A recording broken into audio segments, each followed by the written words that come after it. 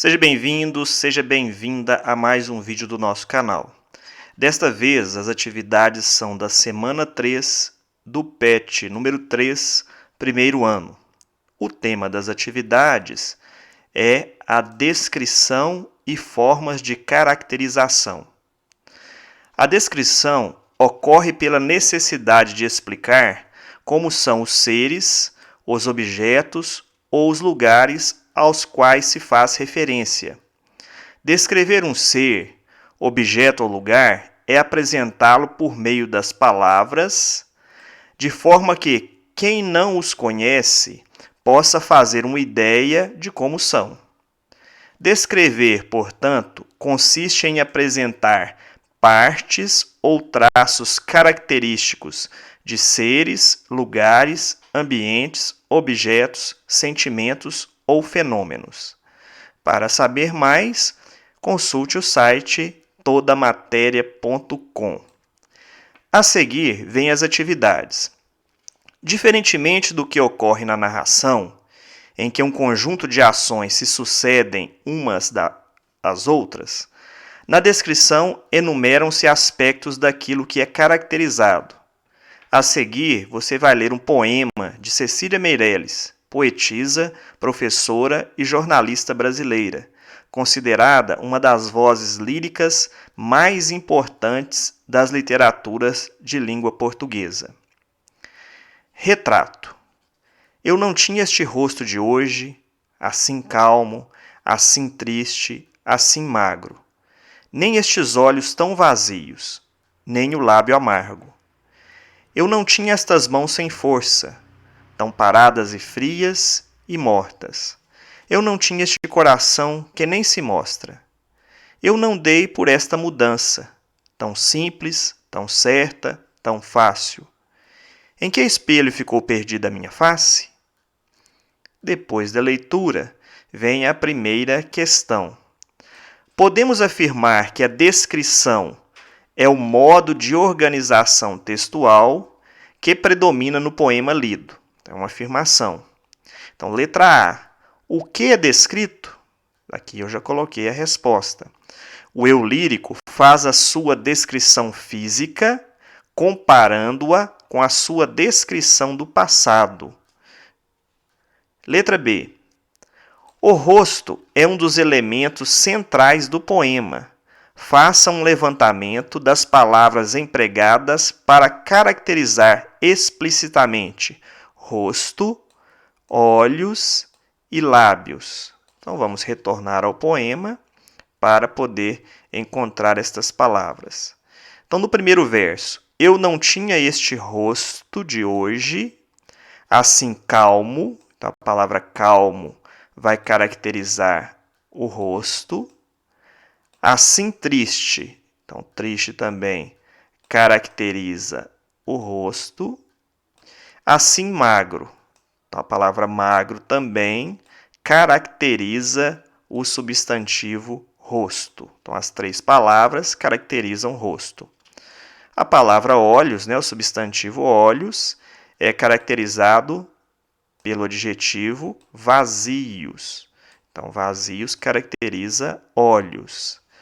Lábio, que é o outro substantivo, é caracterizado por amargo. Então, estas são as palavras que caracterizam os substantivos rosto, olhos e lábio. Letra C. Como você classificaria essas palavras que caracterizam os elementos centrais do poema?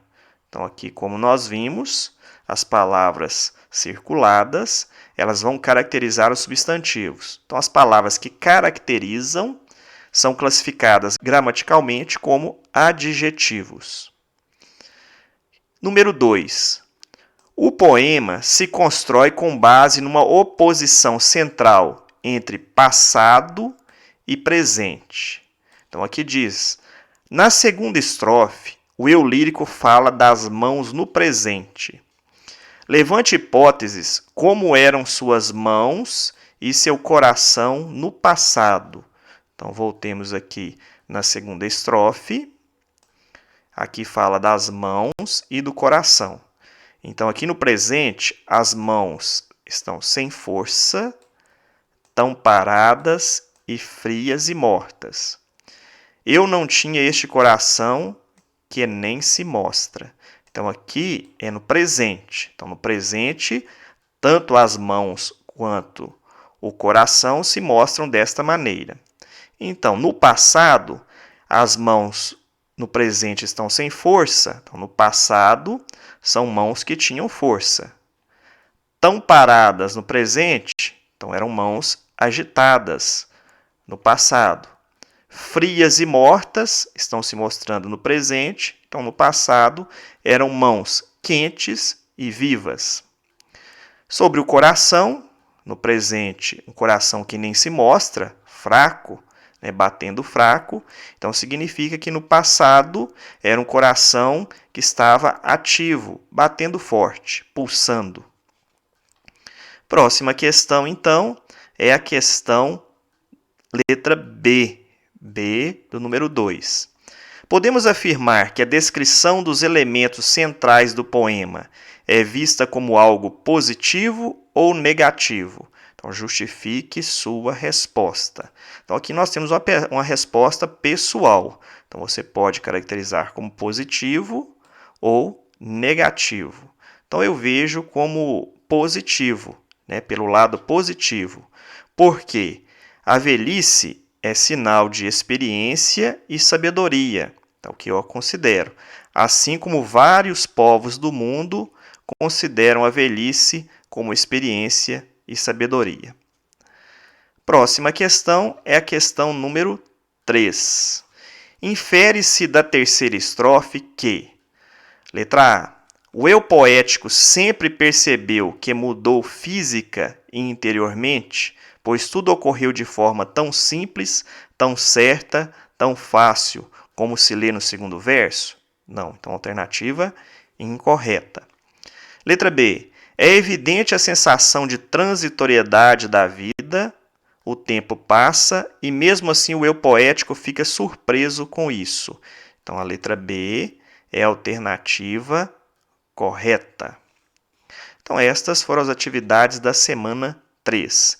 Eu fico por aqui, bons estudos a todos, até o próximo vídeo e tchau!